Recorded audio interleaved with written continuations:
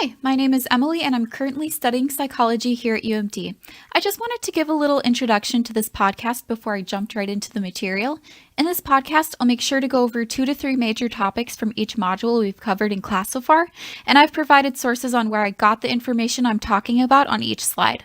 I'll even add a few examples from my own personal experiences with childcare, and just for clarification purposes, I've worked at 2 different childcare centers within the past year. I work at a daycare center in my hometown when I don't have school, and I interned at the on-campus daycare here at school last semester. Nature and nurture play a critical role in our development. Genes lay out the basic foundation for brain development, while experiences enhance and reinforce it. So that means that nature provides the basic map, but nurture determines whether or not those genes will express themselves. Our brain grows rapidly during the earliest years of our life. In fact, 75% of the brain develops after birth, with neural connections increasing from 50 trillion to 1,000 trillion during the first 3 years of our life. Those are huge numbers, and I think this fact supports the reason why we call early childhood a critical period for learning and cognitive development. This leads me to the question, how does stress affect the developing brain in early childhood? I think the video we watched in class from this module did an excellent job on answering this question.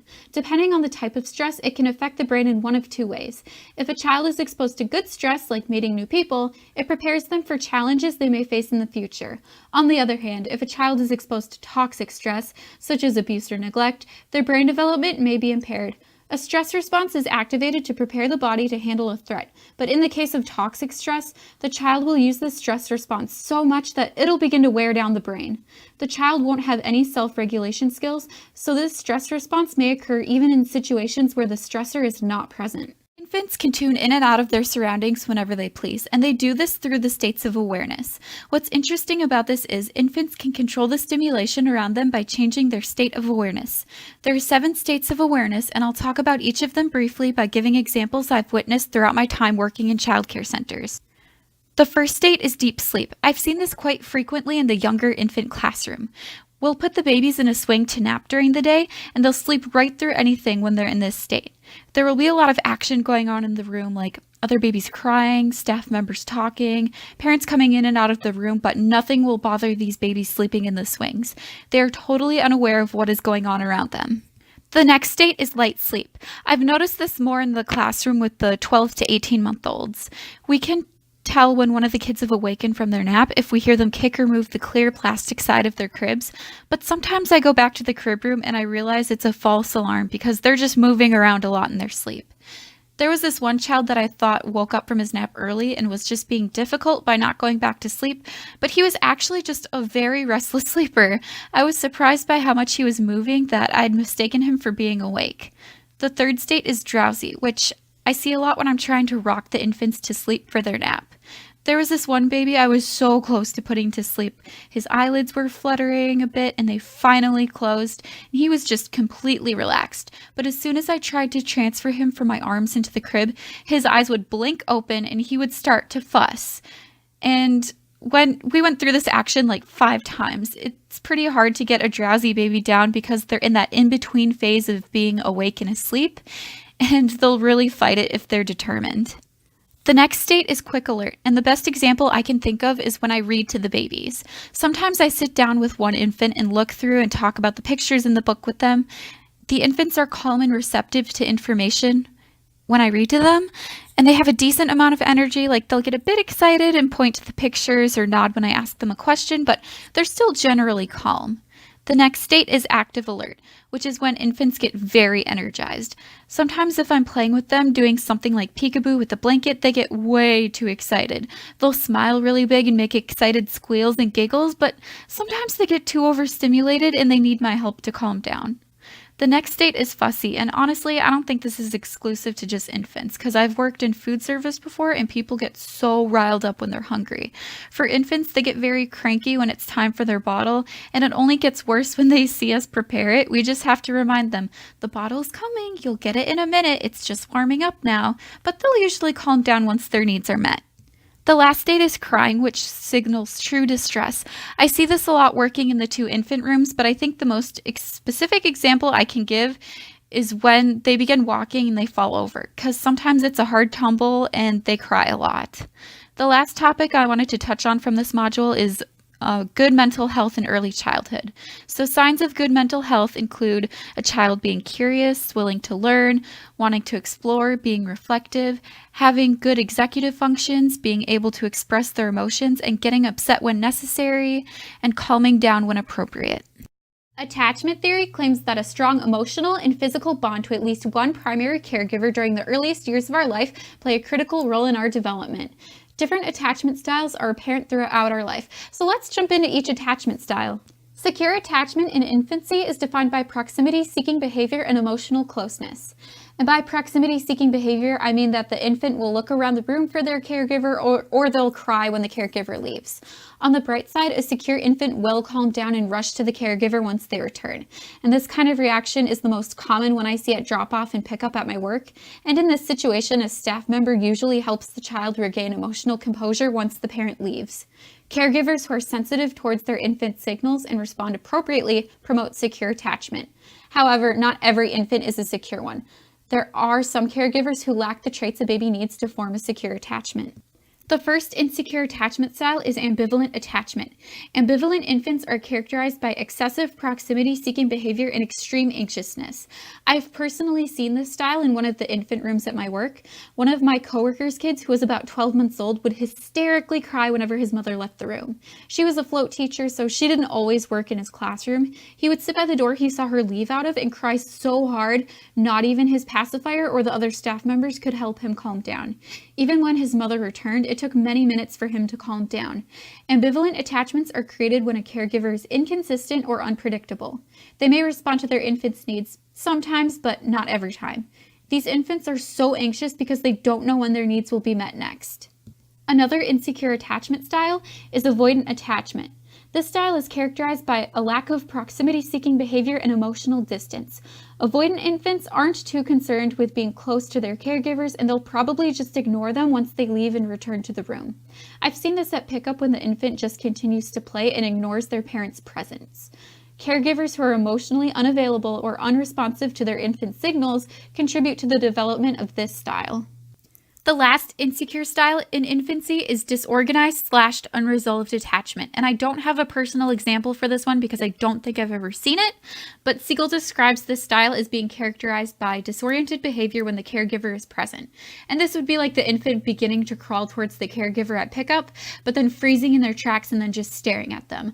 Other disoriented behavior may include the infant pacing around in circles. It's really just behavior that doesn't make sense.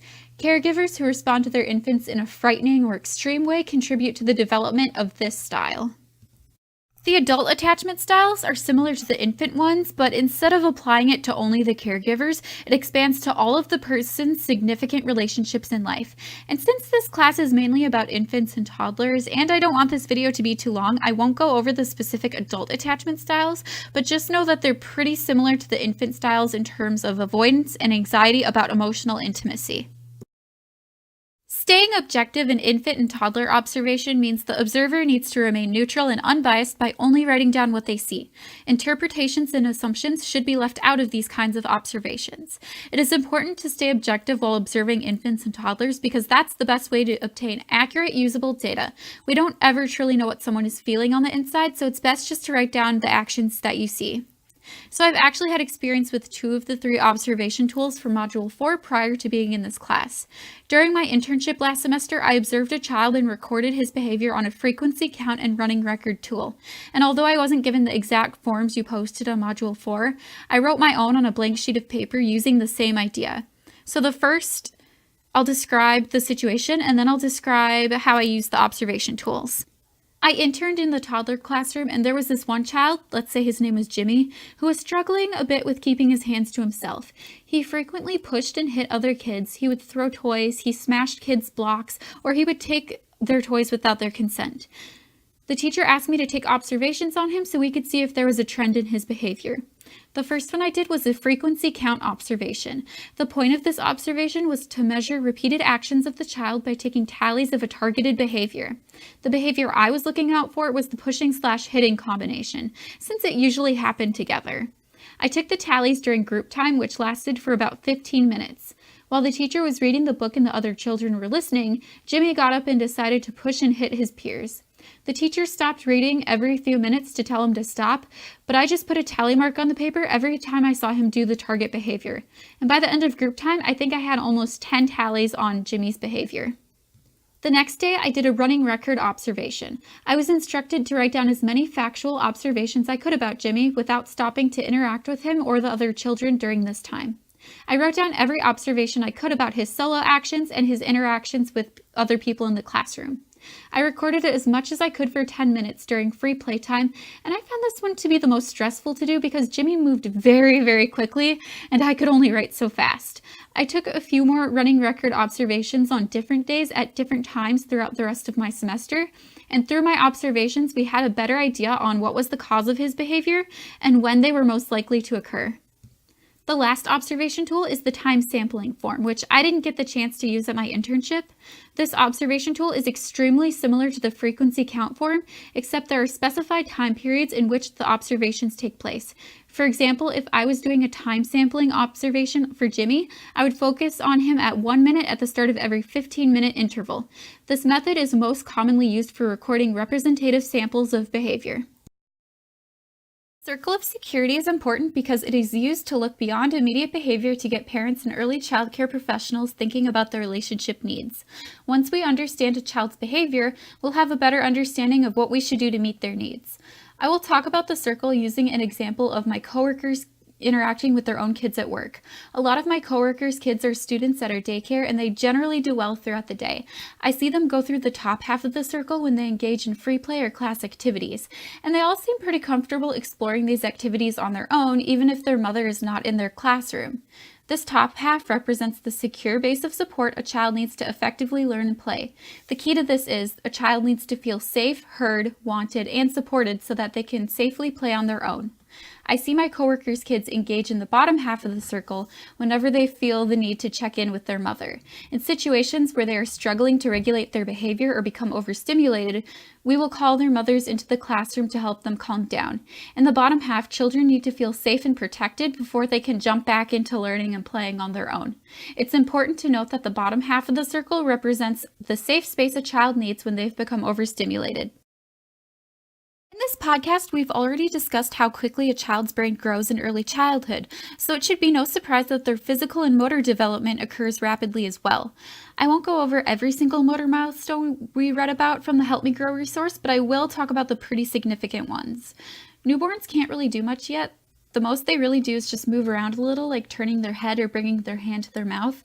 A child's physical development gets a little better during the first few months of their life. Like they'll be able to hold up their head more during tummy time, and limb movements will become much smoother. The real action doesn't start happening until about 4 months of age, when babies gain the ability to roll from their tummy to their back.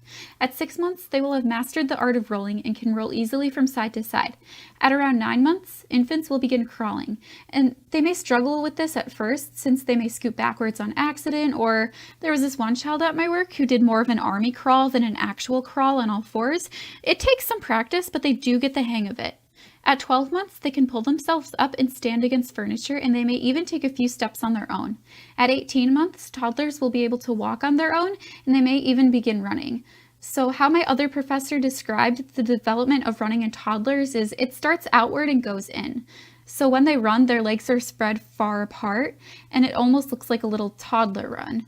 But with age, let's say 2 and up, the running becomes way more smoother and their legs move in towards each other for more coordinated movements. So how can we as professionals provide more opportunities to support motor development in young children? In infant rooms, we should give babies plenty of freedom to move around and explore on their own. This means we should give them a chance to engage in tummy time and support their own motor development by moving with them. Doing things like rocking them, dancing with them, taking them for walks helps them understand motion and how bodies move through space. In toddler rooms, we should provide many opportunities for them to walk on different surfaces, like hardwood floors or foam mats, and give them a chance to move in new ways, like setting up an obstacle course or teaching them a new dance to engage in. First of all, I just wanted to talk a little bit about what emotional intelligence looks like in early childhood.